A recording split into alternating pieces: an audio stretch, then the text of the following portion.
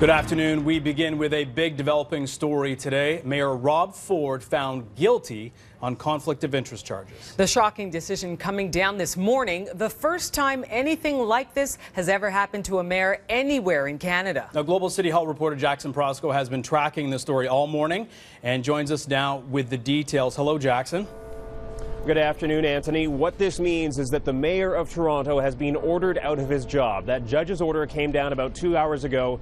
This is the decision right here. The big thing to take note of, though, is that the judge allows for 14 days before his order comes into effect to allow for what he calls administrative changes here at the City of Toronto, but also presumably so that Mayor Ford may consider launching an appeal. The conflict of interest case stems from allegations made earlier this year that the mayor acted improperly by getting up at council, speaking and then voting on an issue in which he had a direct financial interest. That issue was repayment of controversial donations to his Ford Football Foundation.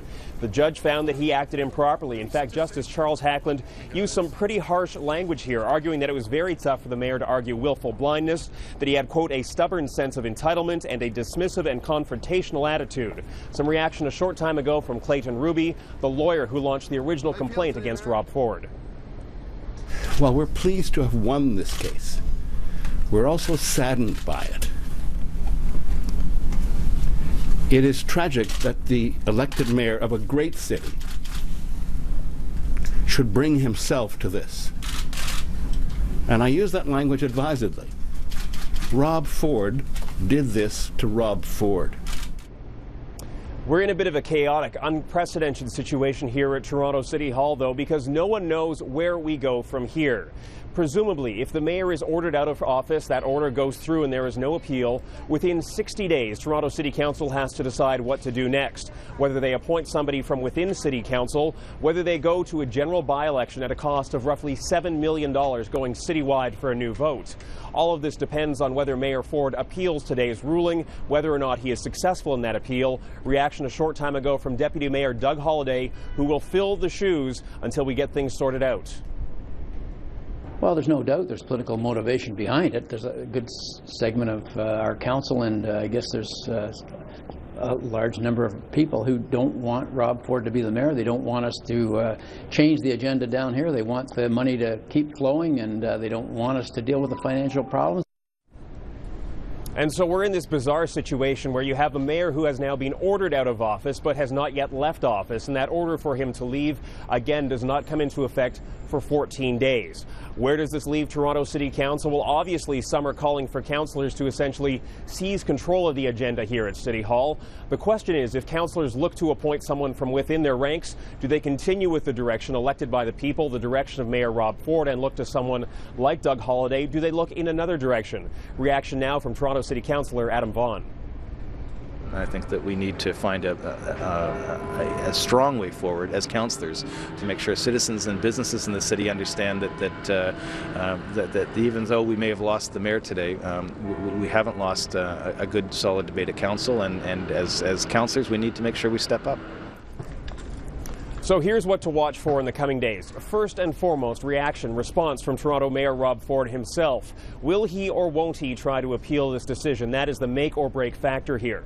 Secondly, what does Toronto City Council do? They are in fact meeting tomorrow at a regularly scheduled meeting. So if they get wind that the mayor is going to appeal, will they sit back and let that play itself out? If they hear that the mayor is not going to appeal, do they then move to fill his seat or look to calling a by-election? These are all things we're watching for. Understandably, this story is still developing. We are also still waiting for clarification on the judge's ruling, which essentially says there's nothing to bar the mayor from seeking re-election in the next term. We're not sure, though, if that bars him from seeking re-election in a by-election if it comes to that. Understandably, a lot of questions here that need to be sorted out, an air of confusion here at Toronto City Hall until things are sorted out. Anthony and Rosie, with that, we'll send it back inside to you. And we can certainly expect the fallout to continue. Thanks so much, Jackson. As news of Rob Ford's removal from office spreads, reaction is coming in from across the city. Now, Alan Carter's live outside City Hall with how voters are responding to the judge's decision. And Alan, I would imagine shocked is one of those main sentiments. Yeah, although, Anthony, what was sort of surprising this morning is how quickly people knew about the decision. Within a few moments of it being released, people were coming up to us and saying, is it true, and reacting to it. And a number of the people that I stopped in the street already knew. And the reaction, at least downtown, from the people that I spoke to, uniformly positive. Here's what people were saying.